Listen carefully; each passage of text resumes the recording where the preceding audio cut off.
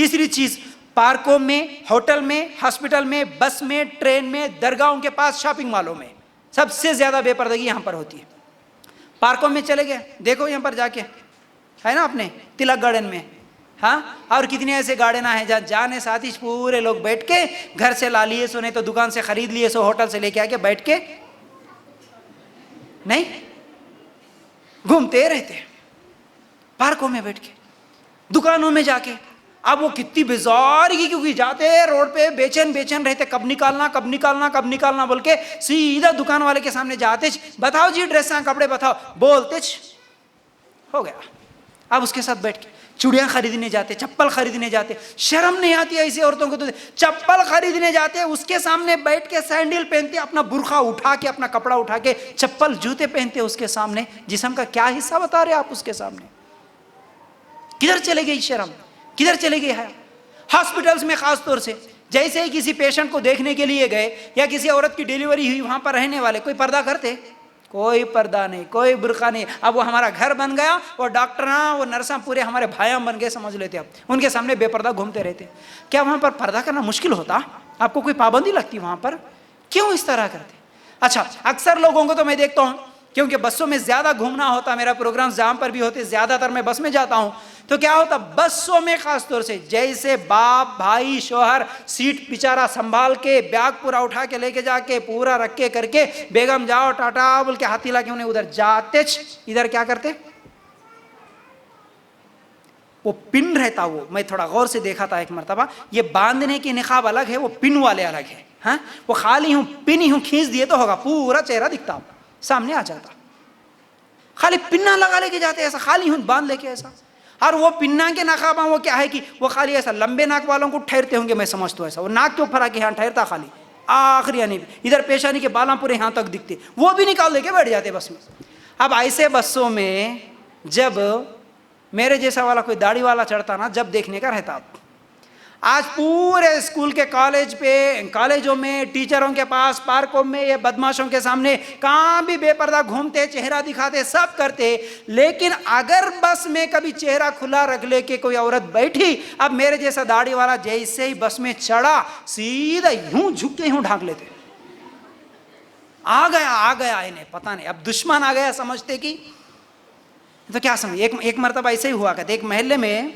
अब होता भी ऐसा ना, दाढ़ी वाले के सामने पर्दा होता।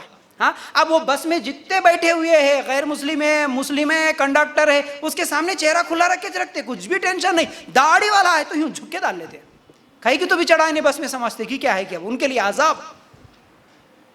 एक महल्ले में ऐसा एक औरत थी कहते, सबके सामने बेपर्दा घूमती थी कि अभी परेशानी नहीं, लेकिन वो महल्ले में मौलवी साहब आते भागती थी कहते घर में, मौलवी साहब दिखते रोड पे से भागती थी कहते घर में। देख देख के मौलवी साहब को भी गुस्सा आया कहते, क्या जी अम्मा इतने आदमी दिख रहे ना, इन्हों मरदवे नहीं होते, मैं एकलच मरदवा हूँ कि बोला कहते, नहीं तो इन्हें सब शरीफ आए, मैं एकलच बदमाश हूँ कि कहीं को मेरे देखते भाग जा रहे बोला कहते। क्या ही ये तरीका, अपनी मनमानी बुरखा, अपनी मर्जी का बुरखा, दाढ़ी वाले के सामने बुरखा, बगैर दाढ़ी वाले के सामने बुरखा नहीं। क्या चीज़ है ये, याद रखो। फिर इसी तरह क्या है, हाँ हमारे पास क्या हो जाता कि बुरखा बोले तो शादी से पहले कुछ हद तक थोड़ा पाबंदी के साथ कर लेना, शादी के बाद थोड़ा बुरखा हट जाता। अब अगर एक बच्चा 2 बच्चे वाले हो गए बोले तो उनको सर्टिफिकेट मिल जाता, अब इनको बुरखा पहनने की जरूरत नहीं रहती, अब किसके भी साथ बात कर ले सकते हो ना, है कि नहीं? ऐसा हो रहा, 2 बच्चे वाले हो गए बोले तो हमारी उम्र हो गई, अब हम बात कर सकते किसके भी सामने। औज़ुबिल्लाह, ऐसा नहीं होना।